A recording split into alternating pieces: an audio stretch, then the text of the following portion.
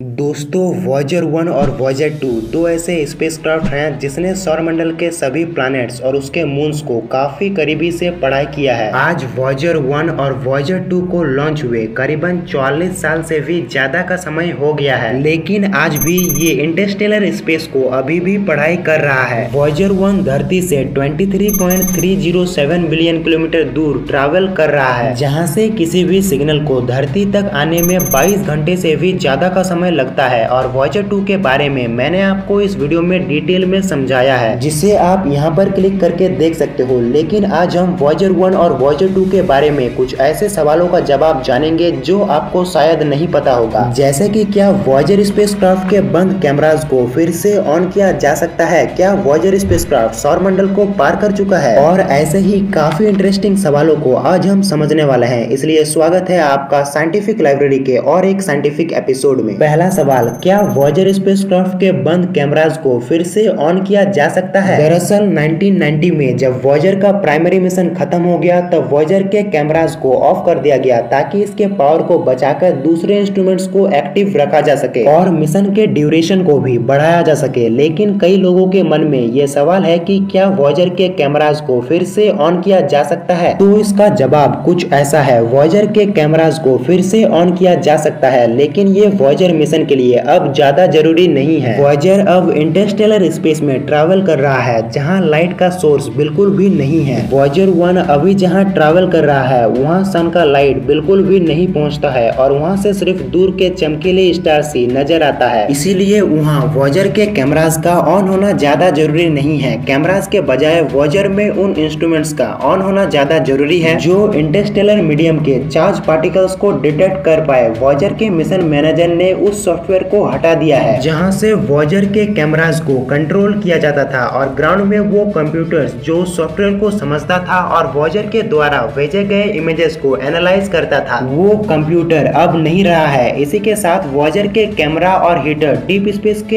Extreme cold condition में काफी सालों से एक्सपोज हो रहा है, जिससे अगर फिर से इंजीनियर्स कंप्यूटर्स को फिर से रिक्रिएट भी कर लेता है और सॉफ्टवेयर को भी रिलोड कर लेता है तो भी उसके कैमरा सही कंडीशन में नहीं होगा, जिससे वो क्लियर इमेजेस को नहीं ले पाएगा। यहाँ तक कि वैज्ञानिकों का मानना है कि अभी उसके कैमरा से जो इमेज प्रोड्यूस होगा उससे ज्यादा क्लियर इमेजेस धरती से किसी टेलीस्कोप से भी उस सेलेस्टियल ऑब्जेक्ट का लिया जा सकता है। इसलिए अभी कैमरास को ऑन करना उतना लाभदायक नहीं होगा। अब दूसरा सवाल, वॉयेजर स्पेसक्राफ्ट इस विशाल अंतरिक्ष में किस ओर जा रहा है और वो आगे फ्यूचर में किस स्टार सिस्टम या गैलेक्सी तक पहुंच पाएगा? इसका जवाब कुछ ऐसा है, वॉयेजर 1 अंतरिक्ष में 3.5 एस्ट्रोनॉमिकल यूनिट पर ईयर की रफ्तार से ट्रैवल कर रहा है। वॉयेजर 1 को सन से 35 डिग्री एंगल से लॉन्च किया गया है। अब वॉयेजर 1 ऑप्यूकस कॉन्स्टेलेशन की ओर तेजी से बढ़ रहा है। वैज्ञानिकों के कैलकुलेशन के हिसाब से फ्यूचर में 14,272 एडी में यानी आज से 38,200 साल बाद उर्सा मेजर कॉन्स्टेलेशन में स्टार AC प्लस 793888 के 1.7 लाइट ईयर पास से पार होगा। वहीं अगर हम वॉयेजर 2 की बात करें तो ये 3.1 एस्ट्रोनॉमिकल यूनिट प्रति साल की रफ्तार से अंतरिक्ष में आगे बढ़ रहा है। इसे वॉयेजर 1 से ऑपोजिट सन से 48 डिग्री साउथ में लॉन्च किया गया था और अब ये सेजिटेरस और पाबो कॉन्स्टेलेशन की ओर बढ़ रहा है। कैलकुलेशन के हिसाब से आज से 40,000 साल बाद वॉयेजर 2 स्टार रॉस 248 नामक एक छोटे से स्टार से पार होगा। ये तो हो गया वॉयेजर 2 के भविष्य की बात। अब अगर हम हमारे तीसरे सवाल की बात करें तो हमारा तीसरा सवाल वॉयेजर के कंप्यूटर से रिलेटेड है। सवाल है कि वॉयेजर के कंप्यूटर्स कितना ज्यादा फास्ट था। वॉयेजर के कंप्यूटर का प्रोसेसर कुछ 250 किलोहर्ट्ज का था, यानी कि उसके कंप्यूटर्स एक सेकंड में 8000 इंस्ट्रक्शंस को प्रोसेस करता था, जो आज के कंप्यूटर्स के मुकाबले काफी ज्यादा स्लो है। आज एक स्मार्टफोन भी 1.5 गीगाहर्ट्ज का होता है, जो हर सेकंड में 14 बिलियन इंस्ट्रक्शंस को प्रोसेस करता है। इसके डिफरेंस को और अच्छे से समझने के लिए आप किलो और गीगा के बीच में अंतर समझो। किलो का मतलब 10 टू द पावर 3 होता है, वहीं गीगा का मतलब 10 टू द पावर 9 होता है। इससे आपको आज के और वॉयेजर के कंप्यूटर के बीच में अंतर समझ आ गया होगा। अब हमारा चौथा सवाल, क्या इंसानों के द्वारा बनाया गया एक भी ऑब्जेक्ट सोलर सिस्टम को पार कर चुका है? आपने कई वीडियोस में या फिर आर्टिकल में यह पढ़ा होगा कि वॉयेजर 1 और वॉयेजर 2 सौर मंडल से बाहर निकल चुका है, लेकिन ये पूरा सच नहीं है। वॉयेजर भले ही सभी प्लैनेट से